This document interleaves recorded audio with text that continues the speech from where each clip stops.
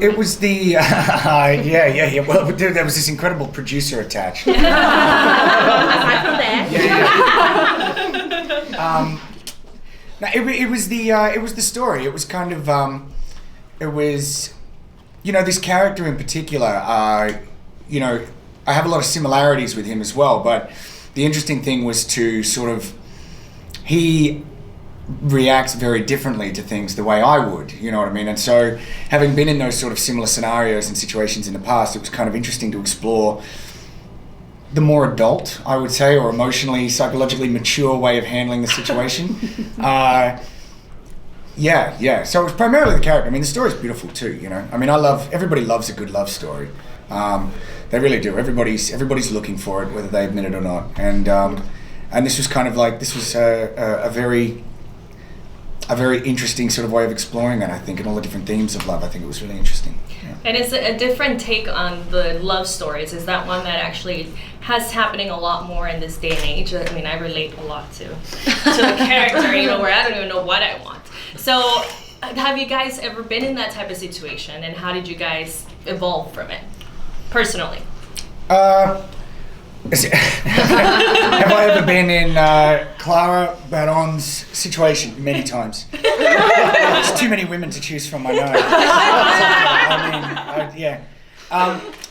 No, look, I have. And I mean, I think at the end of the day, you always want to come away with something, and provided you're perceptive or you're open to that, I think you will.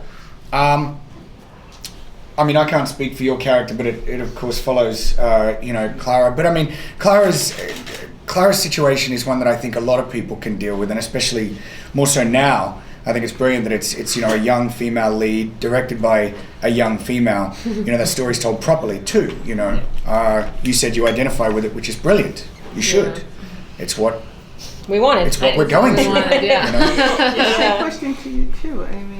I mean, I don't know that I've been in that exact situation. That's why fiction is so much fun, because you get to distill different emotions and situations that you went through and put them into a package that makes them make sense. I think in the end, that's why stories make us feel less alone, because it's a way of channeling our experiences into something that makes us feel like other people understand us. Not directly, but there, we all have that emblematic ex-boyfriend, ex-girlfriend that sort of, did a number on us. Let's say that.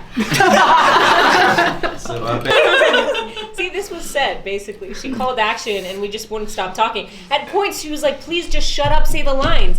Just say the lines. And remember that in the car, we just kept improvising and you were just like, do this, what it said in the script. You guys already have your take. Yeah? You don't remember that? I don't remember this at all. It was crossing the border. Remember, it was crossing the border, and it was sort of, it was You're like, oh, yeah. Scene finishes. In that one, yeah. No. It's like they did the scene, and then they kept going. I'm like, the scene ended like 17 lines ago. Stop.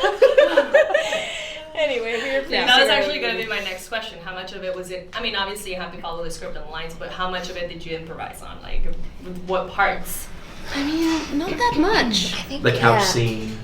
Yeah. We just went, record this, and then we just went and made something else. The couch scene, I always tell this story. Yeah, this is an oldish script that I wrote when I was doing my master's in screenwriting at the American Film Institute, and that scene in the couch is one that didn't change practically at all since the first time I wrote it for class. You sure it was? So is it true that is you, Clara? No, I mean in terms of being a strong, independent Latino woman. No, but I mean, how do you relate to her character?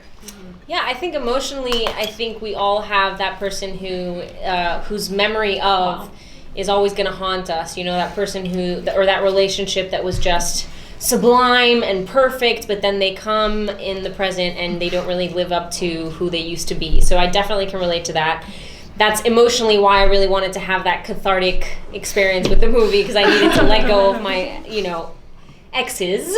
But I did also want to, as a producer, tell the story of an immigrant living in the U.S. where you don't talk about her immigration or her you don't talk about her as a statistic. It's nothing to do with the story. It's her everyday average life, and yet she crosses the border like millions of people do, and she speaks English and Spanish, and that's her, that's her life. And she's also proud of her Mexican background. She tells Asher like, hey, now you have to have like a Mexican grandmother, and she also has patients that are both Mexican, and we cut off of the other patients who are American. And a bit of, the diversity of the movie is something that I also really wanted to bring to the screen. But I was really happy that we got to see this sort of cotidianidad.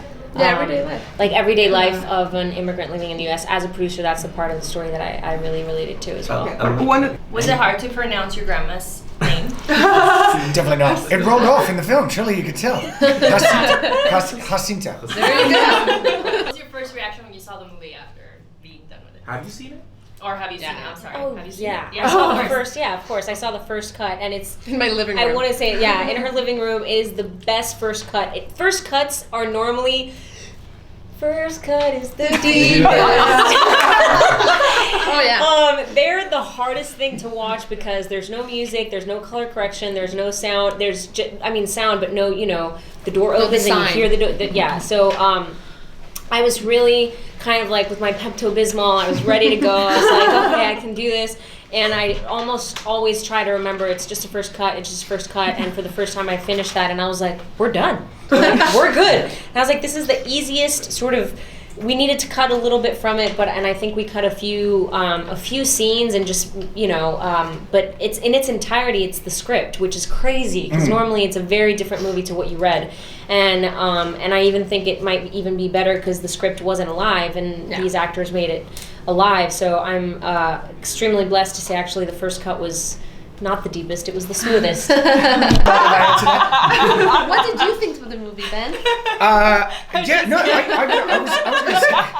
was going to say the exact same thing actually. That from the script. Oh, sorry. Oh no, I'll keep it quick. finish, yeah. Go. From the from the script, from the from the atmosphere on set, from cast and crew and everybody, just the general feeling of making the film and all that sort of stuff. It was I was really, really surprised because I agree. Typically, you jump in there, you start doing anything to do in post, and you're going, oh my god, no, that's not what we did. It's not what we did. But I was actually really, really. I mean, it's what we set out to make. Yeah. And I mean, I hate watching myself, but it's pleasantly surprising seeing what we set out to do, come to life, exceed those expectations. It was kind of cool. I was happy. Thank you.